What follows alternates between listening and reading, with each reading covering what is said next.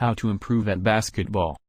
By Virendra Deshmukh, Basketball Coach, Raipur Basketball Academy, Netaji Subhash Stadium, Raipur, Chhattisgarh. Are you interested in becoming a better basketball player?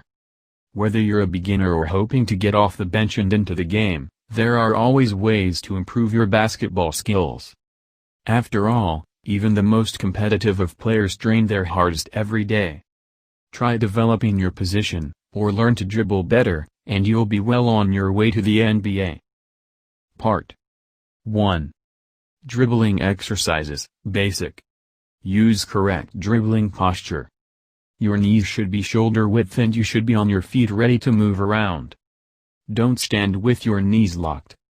Always make sure you stay balanced. If you do not stay on balance, you could end up tripping yourself over. When you dribble, the ball should be bouncing no higher than your waist. Also, when dribbling, always move your wrist to keep the ball in good control. In a defensive crouch, the ball should come no higher than your mid-thigh. Learn to dribble. Do as much as you can starting out. You'll need to start getting a feel for how the ball moves and responds to the force you put on it. It's also a good idea to exercise with each hand by itself to get comfortable going to the right and to the left. Alternate bouncing it quite hard and quite softly. A good dribbling exercise to start with is to dribble 20 times in a row with your right hand and then switch and dribble 20 times in a row with your left hand. Do 3 sets of this when you start a basketball routine and 3 sets of this at the end. Stay still at first, but keep your knees bent and bounce on your toes to stay moving. When you get comfortable dribbling from a stationary position, do the same exercise while walking. When you get comfortable walking, start running. Alternate hands on the move. This is called a crossover. Start dribbling down the court or in your driveway in a zigzag pattern. Go forward and right for 2 steps and then bounce the ball over to your left hand and go forward and left for 2 steps. When you get that down, do the same thing backwards. Set up a row of cones 5 yards apart in a straight line to dribble around. Keep your eyes up. One of the most important skills to learn in the early stages of dribbling is to dribble without looking at the ball. It's hard at first, but eventually you'll need to feel the ball without needing to see it. Pick a point, like the rim of the basketball hoop, to fix your eyes upon as you start dribbling and run through your dribbling exercises. Dribble constantly. Learn to feel where the ball is at all times, have control over it, and be able to do anything you can with it. Try not to let the ball touch your palm. A good dribble comes from your fingers. Spend any free downtime you have dribbling the basketball. Dribble up and down the court or wherever you're practicing. Dribble a basketball when you walk to school or to your friend's house. It's very important to practice as much as you can. Part 2. Dribbling Exercises, Advanced. Develop your power dribble. Think of power dribbling as the run and crawl walk run. When you're first starting out, your biggest concern is making sure the ball comes back close to your hand, but eventually you need to make sure the ball comes back to your hand as quickly and with as much force and control as possible. It's all in the wrist. To develop your power dribble, alternate bouncing the ball as you normally do and then with a few degrees more power. Don't bounce it so hard you lose control. Bounce it firmly several times in a row without letting your arm come way up when you dribble it back down, then alternate back to a casual dribble. Try dribbling in the dirt. You'll have to bounce the ball extra hard to get it to come back at the same speed you're used to. When you get used to that, move inside and dribble like you've been dribbling before. Practice your power crossovers. A crossover is the dribble that alternates the ball between the hands. A quick crossover makes it harder for a defender to steal the ball or force you out of your movement. In the late 90s, Allen Iverson was known for his extremely fast and powerful crossovers. Start by power dribbling 4 times with your right hand and make the 5th dribble a hard crossover to your left hand. Do the same thing with your left. Then, make it 3 before the crossover, then 2. Eventually switching between your hands a few times with your power dribble, then build it back up. Dribbling sprints. Run suicide sprints on the court while power dribbling. Dribble from the baseline to the free throw line and back, then dribble to the three-point line and back, then to half court and back, then the full court. Every time you reach a point, touch the line. Dribble 2 balls. When you're getting really confident in your power dribbling, try to dribble 2 balls simultaneously. This helps ingrain the dribbling and make it subconscious. If you can power dribble 2 balls simultaneously all the way down the court, you'll be in great dribbling shape. Part 3. Shooting exercises, mechanic. Remember B+C when shooting. This mnemonic device should help you remember the fundamentals of shooting the basketball. B equals balance.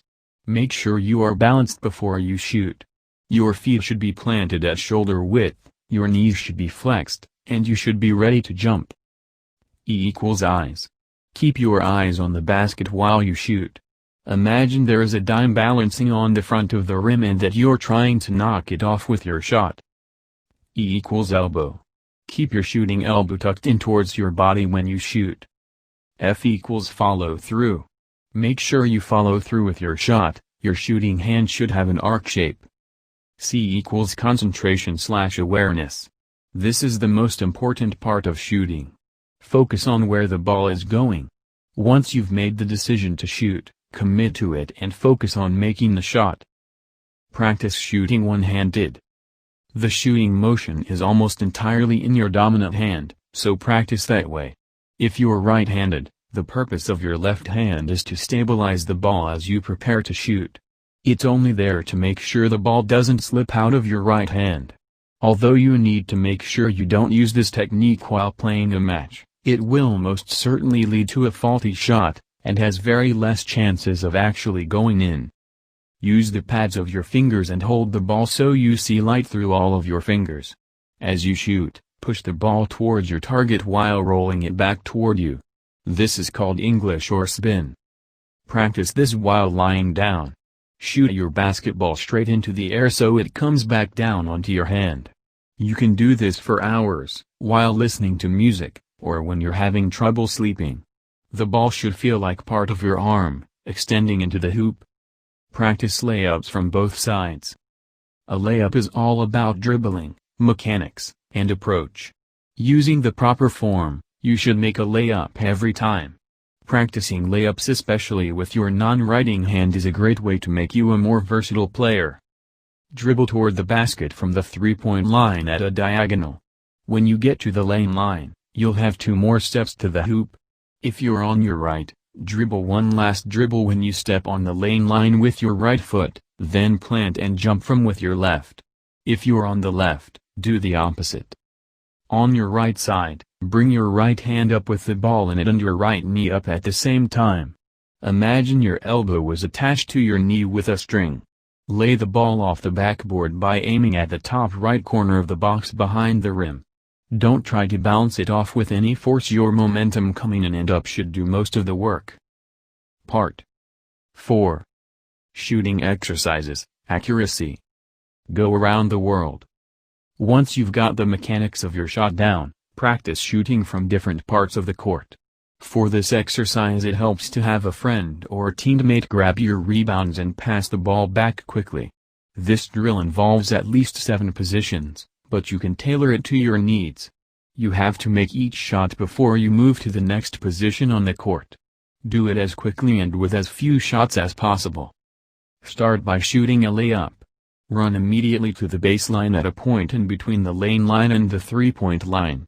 Have your friend pass you the ball and keep shooting from there until you make it. From there, run to a point in between the corner of the lane and the baseline and shoot again. Then move to the corner, then the free throw line. Keep moving around the lane until you've made your way around. Expand the game to include the same points on the three-point line when you're consistently making shots in the lane. Shoot free throws until you can do it in your sleep. An undefended shot, free throws are the purest display of shooting mechanics. You can't let your feet leave the ground, so you've got to perfect your motion and your accuracy. See how many free throws you can hit in a row. Practice shooting free throws when you're cold and when you're totally winded. If you can consistently make free throws while breathing heavily after running lines or doing dribbling drills, you'll be in good shape for a game. Practice fadeaways, hook shots, other close-range techniques while being defended. It's never going to be easy to get off a clean shot. If you've been practicing by yourself and making all kinds of shots from all distances, it can be quite a shock to get in the game and hit nothing but bricks. A defender hurries you, gets in your face, and will try to steal or block your shot. A quick turnaround or fadeaway shot will require you to overcorrect with your arm for going backwards. You'll lose the strength you get from pushing off with your legs. Play horse. This playground game is perfect for developing shot proficiency from all corners of the court. When you call your shots, it's tempting to shoot the easy ones, but when you've got someone else picking where you shoot, things can get a lot more interesting.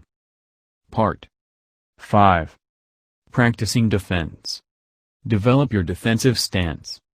To be an all-around good basketball player, you'll not only need to be able to make the clutch three-pointer, but to get back on defense and block a shot. The first step in developing your defensive game is in your stance. Keep a wide base with your body weight on the balls of your feet. Keep your butt down and your hips back. Your arms should be always up and out. Don't reach in or touch the offensive player too much or you'll be called for fouls. Use them to distract the player and try to block passes and shots. Focus your eyes on the player's waist and chest, not the ball. This will give you more of an idea where he will try to go. Make sure that you don't focus on the opposing player's stomach or feet. They will beat you to the basket every time if you do so. Practice your shuffle step. A common basketball practice drill will include shuffle stepping, moving quickly sideways, down the court and back. Practice switching directions by having a teammate dribble left and right. Move back and forth in the defensive stance while mirroring the movements. Trap the offensive player with your feet. Push the offensive player toward the sideline by putting your lead foot in between his lane to the hoop. So, if he's coming down the middle, push him to the left by leading with your right foot. You want to close off the access to the lane and to the basket, so trying to push the offensive player toward the side will mess up the offensive plan. Have a teammate dribble down the court from one baseline to the other.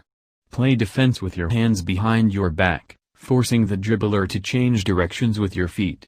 You'll need to quickly shuffle step down the court to stay ahead and direct the person with the ball. Don't jump.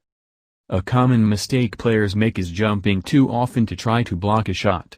When you're off your feet, you're less useful as a defender. If you think the person you're guarding is going to shoot, raise your hands in the air, but don't jump. Disrupting the view of the basket can be just as effective in making the shot miss as blocking it. Box out. When rebounding, box out and slip in front of another rebounder to intercept. Always box out.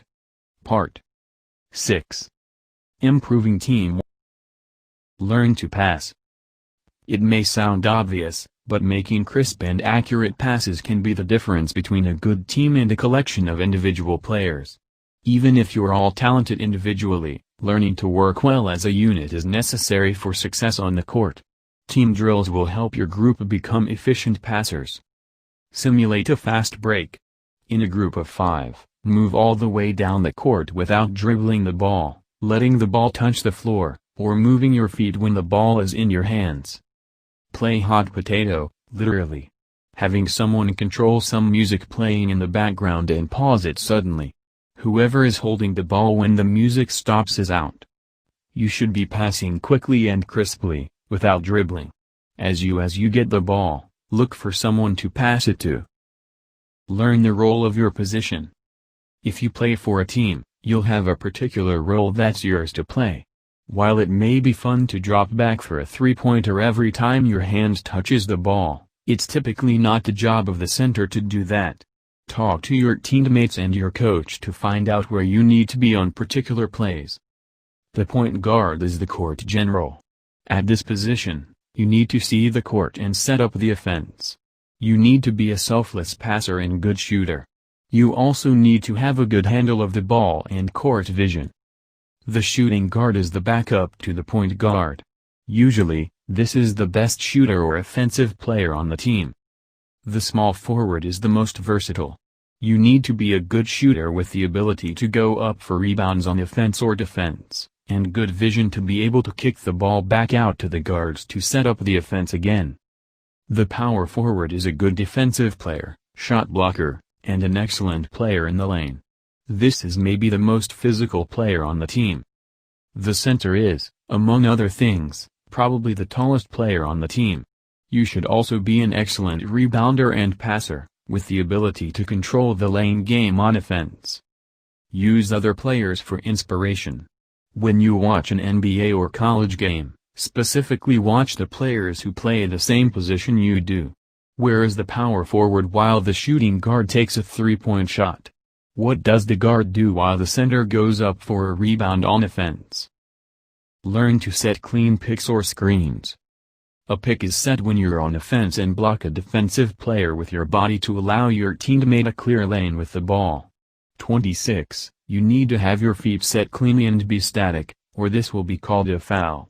It requires a great deal of communication with your teammate, who should drive the defensive player into your pick, instead of you driving yourself into the player.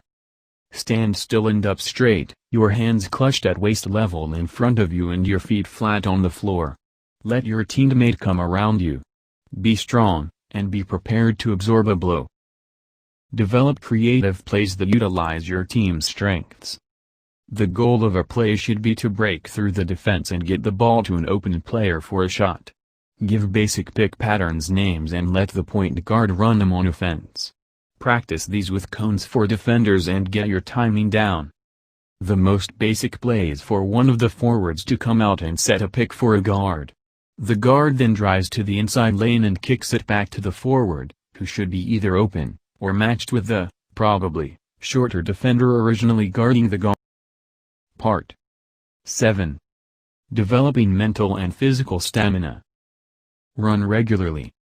A full-court game of basketball includes a lot of running.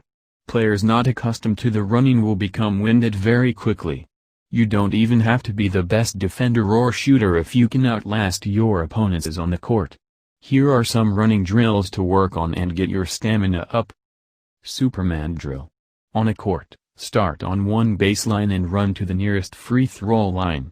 Drop and do 5 push-ups on your fingertips, then stand and run back to the original baseline, then run to the three-point line. Drop and do 10 push-ups and continue on that same idea for every line on the court, back and forth, until you reach the first line again. Shoot at least 10 free throws after the drill while you are tired. Kill drill. This is a full court, down and back timed drill. If you're really out of shape, just start with maybe 4-6 down and backs in 1 minute 8 seconds, starting at one baseline running to the other and returning to the original. Sounds like a sufficient amount of time until you run the 160 feet, 48.8 meters. After you build up some stamina, try 13 down and backs in 68 seconds. Again, shoot at least 10 free throws while fatigued. Learn everything you can about the game. Playing smart is just as important as playing well. Official FIBA rules are available for free online, so it helps to brush up on them before playing the game.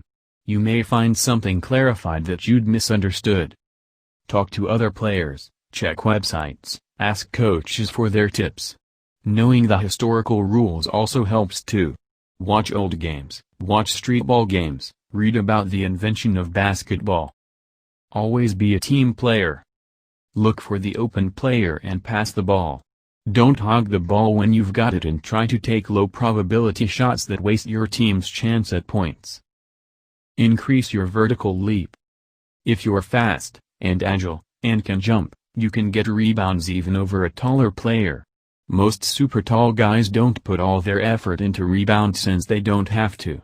You can beat them if you work at it. Try jumping rope. Jump rope as fast, long, and hard as you can. The better you can do this, the faster footwork you can have on the court.